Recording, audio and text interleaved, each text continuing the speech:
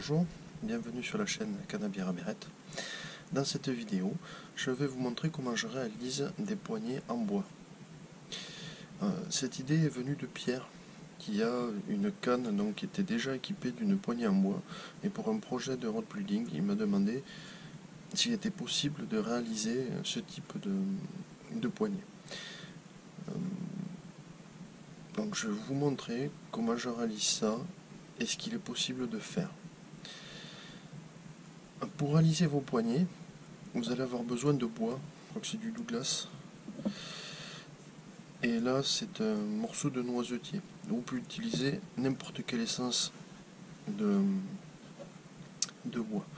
Pour la poignée, évitez les bois qui ne sont pas qui sont tendres.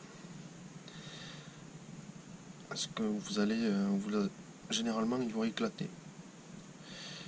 Les bois durs restent quand même assez compacts, donc ils sont facilement vous pouvez facilement les travailler. Comme je vous disais, j'ai travaillé de l'acacia récemment. Je vous déconseille ce genre de bois qui est beaucoup trop dur, du moins pour faire une poignée entière, parce qu'au moment où est-ce que vous allez devoir rimer, c'est franchement extrêmement difficile. Voilà, j'ai parlé du côté bois. J'utilise également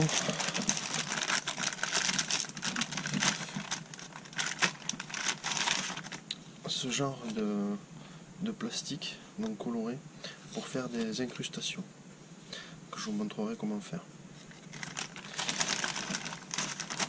Après, sur l'équipement en lui-même, vous allez avoir besoin d'un ciseau à bois,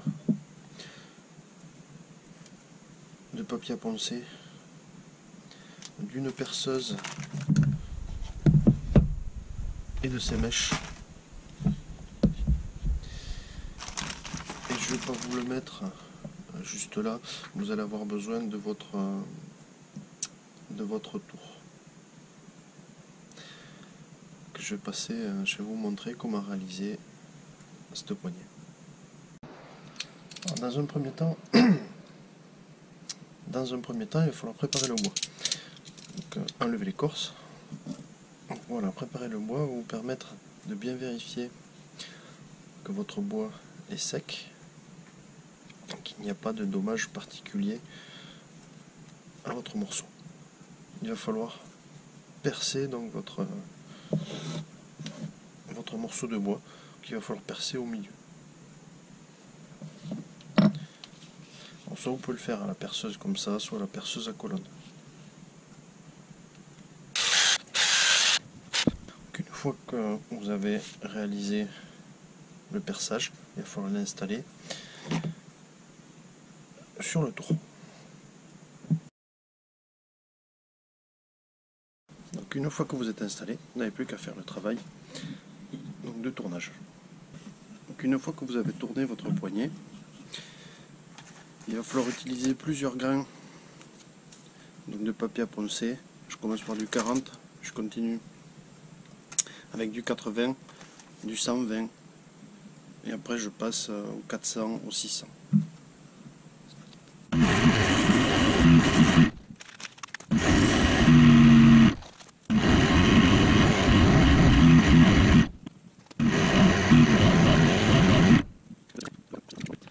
Après avoir passé un grain très fin, vous voyez ce que ça peut donner, c'est très lisse, c'est vraiment très très doux. Alors vous pouvez vérifier le diamètre avec la bague de finition que vous allez monter, soit l'ajuster un petit peu plus, soit laisser un petit débord pour pouvoir après bien mettre le vernis. C'est vous qui voyez, mais n'hésitez pas à mettre votre bague pour voir ce que ça va donner un rendu final.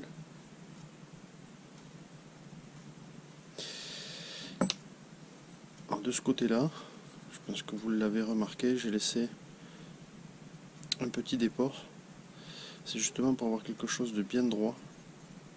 Il suffit après au cutter de l'enlever pour avoir quelque chose sans déport.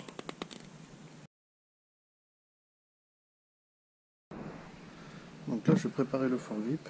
Avant d'installer donc les rondelles, il va falloir que je donne un petit peu une forme donc à mon bout de bois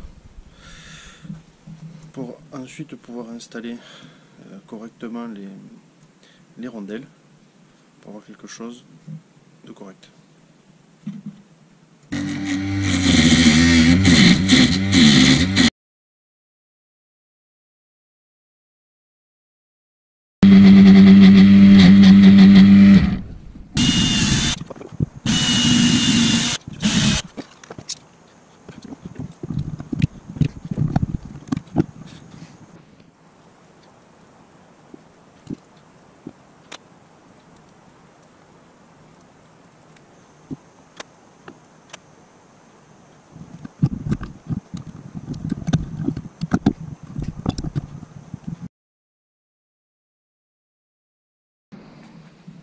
Alors le talon se réalise de la même façon que le foregrip.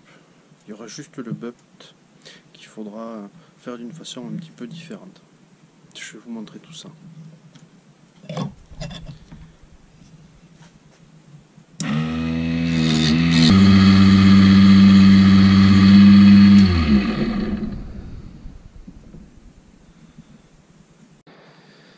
Donc pour réaliser le butt cap, donc le cache-talon, je vais utiliser une autre technique. Commencer par faire 2 empreintes à la perceuse de quelques millimètres, donc au milieu. Sur une, je vais installer ce petit outil et de ce côté j'utilise le triangle que je vais mettre dans mon petit trou. Voilà.